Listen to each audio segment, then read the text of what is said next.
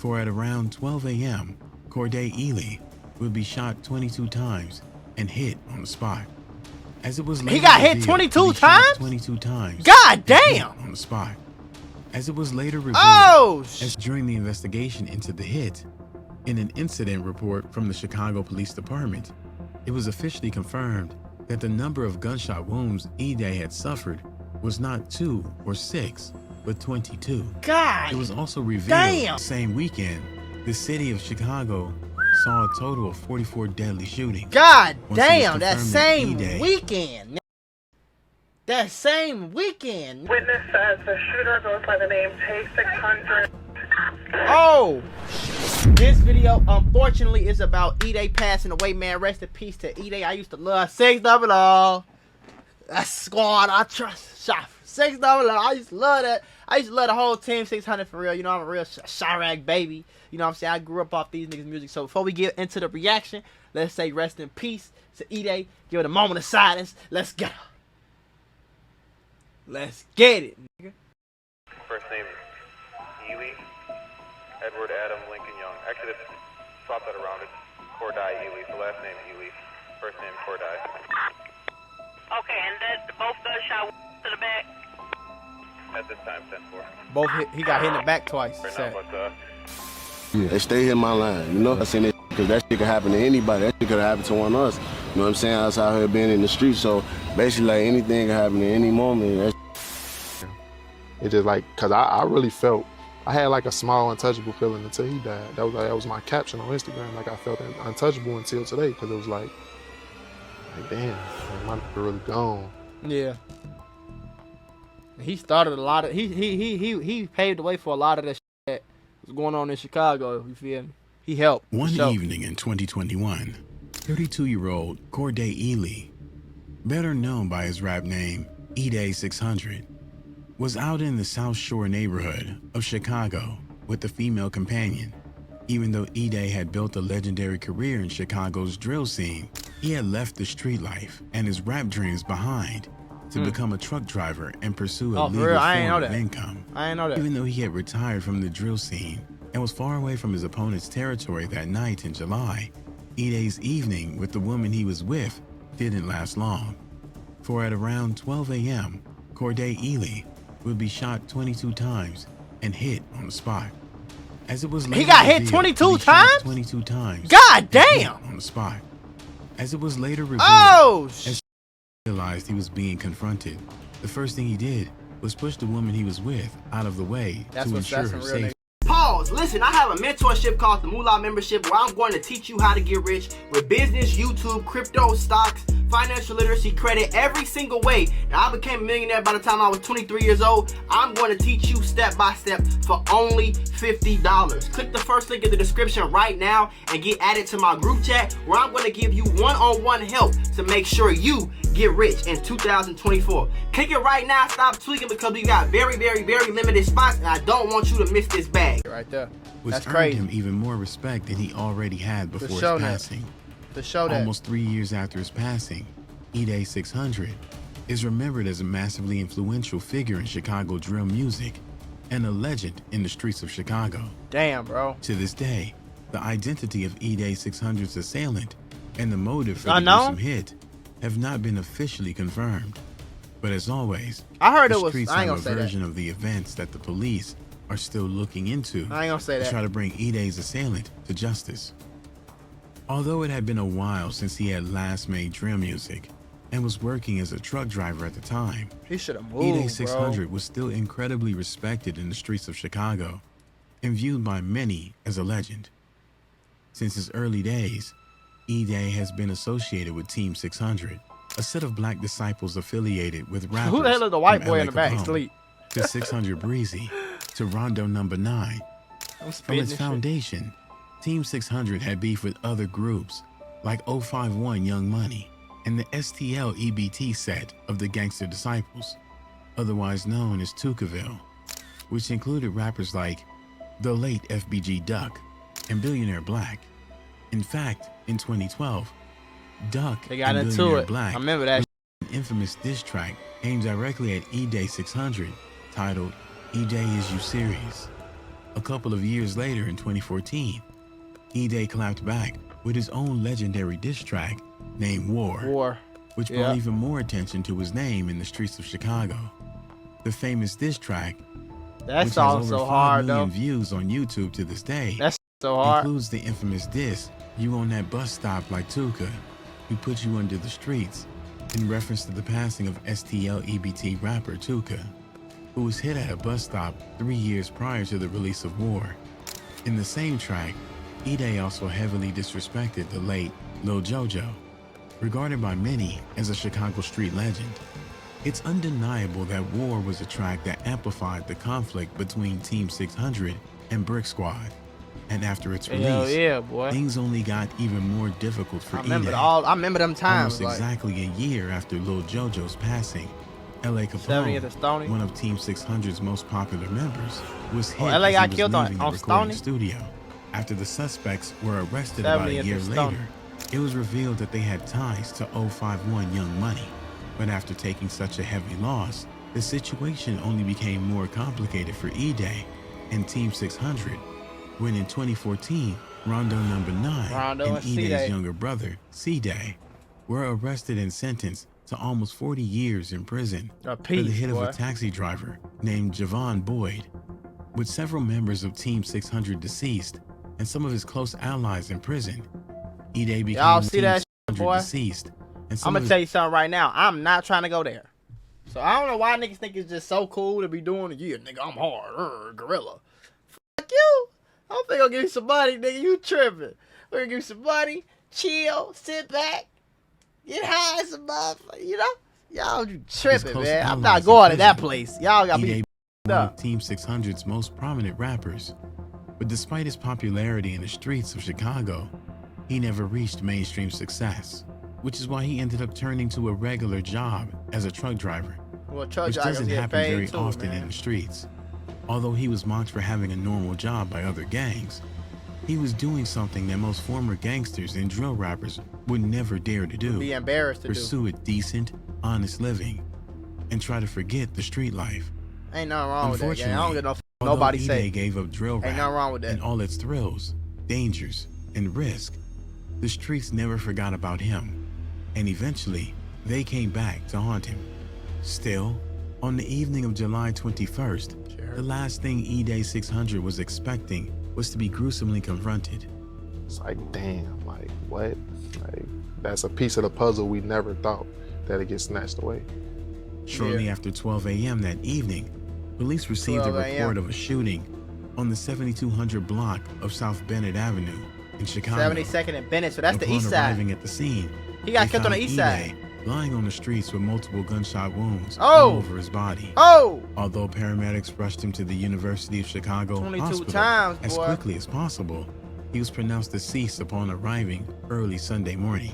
Initially, police revealed he had 2 gunshot wounds in his back, but a leaked audio from a police scanner later mentioned that he had been shot 6 times in the chest and stomach. Damn. During the investigation into the hit, in an incident report from the Chicago Police Department, it was officially confirmed that the number of gunshot wounds Edai had suffered was not 2 or 6, but 22. God. It was also revealed Damn. that the woman he was with saw 2 male gunmen drive off in a gold Buick SUV In a gold Buick. fleeing northbound on Bennett Avenue.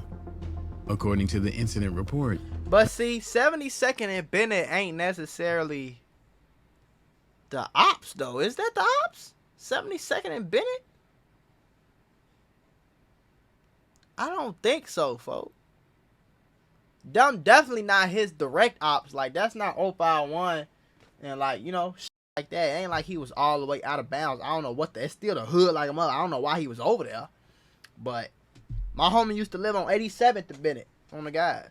But when the woman in Edai started getting shot at, the first thing Edai did was push her out of the way so she would be safe. And because she was able to crawl under a car during the attack, she was able to walk away unscathed. real nigga though. Edai He a real nigga often for that on the happens. guys, boy. It took police much longer to officially confirm the identity of the person than it took Edai's friends and family to do it on social media. And pretty soon, there was news all over the internet from people close to the rapper who confirmed his identity, including the late rapper FBG Duck's mother, who posted, "Everybody gotta die. Damn, normalize growing up and being a granddaddy to y'all kids' children." The same weekend, the city of Chicago saw a total of 44 deadly shootings. God Once it was damn, that confirmed same Edai- weekend. That same weekend. Nigga, Edai died in the same weekend. It was 44 confirmed murders. had been hit. Dozens of friends and family members went online to express their sadness at the former rapper's tragic passing, with rappers like Lil Reese 300, Young Famous 600, and 600 Breezy, honoring the rapper's legacy with multiple touching posts. In a particular heartbreaking post, rapper 600 Breezy, who recorded several songs with Edai and was one of his closest friends, tweeted, "I felt untouchable until today." In a later interview with DJ Vlad, 600 Breezy mentioned he was especially shocked at the loss because Edai wasn't in his opponent's territory at the time Yeah, of that's the what I'm hit, saying. That and ain't that the after the passing of L.A. Capone, the loss of his good friend Edai had hit him the hardest. He also revealed that because Edai had no life insurance, Breezy and some of his friends had to come up with the money for his farewell service themselves. Damn. Ain't got no life insurance, so I'm the main nigga, got to pay for the funeral, all type like that. You know what I'm saying? So on top of me grieving, I got to scrape up a lot of thousands and shit like that. Hell you know what I'm yeah. saying? Like we had to do that because that's our nigga and who he is. We got, we put him in a wall and all type of shit. Like we ain't bury him on the ground and no shit like that. So the fact that even some of his opponents in the streets came out to share their condolences goes to show just how well respected Edai was in the Chicago drill scene. In the aftermath of the incident, FYBJ Maine released a video expressing how disgusted he was at how vicious the city had become and condemned the assailants of Edai 600. It's merch. I wake up this morning, I ain't even brushed my teeth yet, G. I ain't even had my coffee. Y'all done killed this man already, bro. Chicago bogus as hell, bro. Y'all done. Some viewers suspected that he might have just been trolling the deceased rapper, but it's impossible to detect even a trace of sarcasm in his voice, and he seemed genuinely regretful that a Chicago street legend like Edai went out in such a gruesome way. Although the exact motive of his hit has not yet been confirmed, and no arrests have been made since the tragic I ain't trying to go in that night place. I'm telling you, I'm 2021. scared. Several Somebody sources help. have claimed that Edai was taken out by one of his own people. If the accusations are true, the man supposedly responsible for the crime would be none other than Team 600's very own Tay 600. Even though That's the they word were on the representing street? the same set, Tay 600 and Edai They got had been into through a it, few though. rough patches in the past, I don't think that, especially after C-Day and Rondo were locked up in 2016. Around the time of the arrest for the hit of Javon Boyd, an allegedly official statement was spread all over the internet. This is not no official statement. I could tell you it's not no official statement. Javante D. Carpenter seen Rondo and C-Day. An official statement is not going to say Rondo and C-Day. It's going to say their real name. So I already know that's damn near cap just off that. In which it was mentioned that Tay 600 had ratted out Rondo and C-Day to the police. The accusation was later confirmed by rapper 600 Breezy, who says he saw the official paperwork in the courthouse. But in an interview with DJ Vlad, Tay 600 vehemently denied any involvement in the arrest and sentencing of Rondo and C-Day and claimed that the statement was completely fake. Seen the paperwork, right? And the rest of the hood seen the paperwork, right? Now, fast forward it. So that if they seen the paperwork, that mean they know what I said, you feel me? So fast forward it to like September. I'm in prison now, you feel me? LA birthday like 2 days away. I call LA mama, I'm on the phone with her. I'm talking to her, whatever, and I get off the phone with her. I get on the phone with my people. They telling me like, yeah, you see this fake statement? In 2017, Edai 600 himself had an interview with DJ Vlad in which he claimed that even though the viral statement that had been spread was obviously fake, it was true that Tay 600 had snitched. To many people's shock, Edai even went as far as to claim he had seen the real paperwork while he was in court for the trial of his brother, C-Day. I'm saying statement is actually against Rondo. He signed a statement basically saying like Rondo did this, Rondo did that. You know what I'm saying? That's what his statement said. You know what I'm saying? I actually synced the statement for my own eyes. Like, you know what I'm saying? Synced it with my own But the eyes. only thing about that, I don't know. I don't think that Tay would have did no like that. But on the guys, I'm going to tell you this. Regardless of all of that, gang, if somebody claimed somebody snitched, all this public record, you can figure all that out. So if it still ain't, I still ain't really seen no paperwork on it. But yeah, if you can't go on different websites and look that up, gang, like. You know what I'm saying? I actually talked to the lawyers. Actually was there with the lawyers. You know what I'm saying? And they showing me who the f is this guy. Even if it was never officially confirmed that Tay 600 had made the statement against Rondo and C-Day, he was immediately labeled as a snitch. Right. And he was promptly kicked out of Team 600. In 2019, the issue took another massive turn when official court documents revealed that Tay 600 was not listed as one of the people who had ratted out C-Day and Rondo, but had been with them on the night of the hit of Javon Boyd. But despite the official confirmation that Tay 600 had nothing to do with the arrest of C-Day and Rondo, it didn't matter anymore, as his reputation had already been ruined by everyone from Lil Durk to King Von. So now a lot of was niggas calling him a snitch. Now a lot of niggas ain't gonna f you off that just cause they don't want somebody else to be like, oh yeah, that nigga ain't bro snitching. You with him again? You know? Like that's how. Throughout the chaos, Tay 600 knew very well that one of the people responsible for his banishment from Team 600 was Edai. Considering all the history when Edai was hit in 2021, all eyes turned to Tay 600, as he was one of the only people who still had an active beef with Edai. During the investigation into the hit, an audio sample from a police scanner was leaked, in which it was revealed that on the night of the hit, a witness came forward and told the police that Tay 600 was the assailant. When the cops asked the witness to identify Tay 600 on the street, they had no problem doing it. Right. 67th Street. So they said. 734. Wait, they saying for Edai? It's 7:30. Witness says the shooter goes by the name Tay 600. Oh. For building, I'll have the address shortly. Shooter goes by the name of Tay 600 is what a witness said. Tay 600. Tay 600. However, Tay 600 once again denied his involvement in the shooting and claimed that he hadn't even been in Chicago on the night of the incident. He also threatened to sue any media outlets who used his name in connection to the hit of Edai. But it's unconfirmed if he ever took legal action or not. Regardless of who was responsible for the grisly hit, he passed away, Edai man. 600 will continue to be remembered as one of the most influential voices of Chicago drill rap. And that's why the main thing I'm gonna say in this video, gang, no matter, like I said, no matter what you do, bro, I don't give a damn if you just, nigga, whatever it is, gang, move out of your hometown, move out of the hood. You do not gotta keep going to the hood. That's niggas' problem, bro. You do not gotta keep going to the hood just because you from the hood. You don't gotta go to that place. It's another neighborhood that got all the same shit in this hood. Bro, they got drinks, coffee, sandwiches, burgers, chicken, all that, boy. They got Popeyes in nice neighborhoods too. Y'all tripping. Go over there, folks. That's what I tell niggas all the time. We don't have to go kick it in the hood. We can go kick it over here with the Caucasian folks. We can go kick it up here with the rich folks. Even if we not rich, we could pay, well,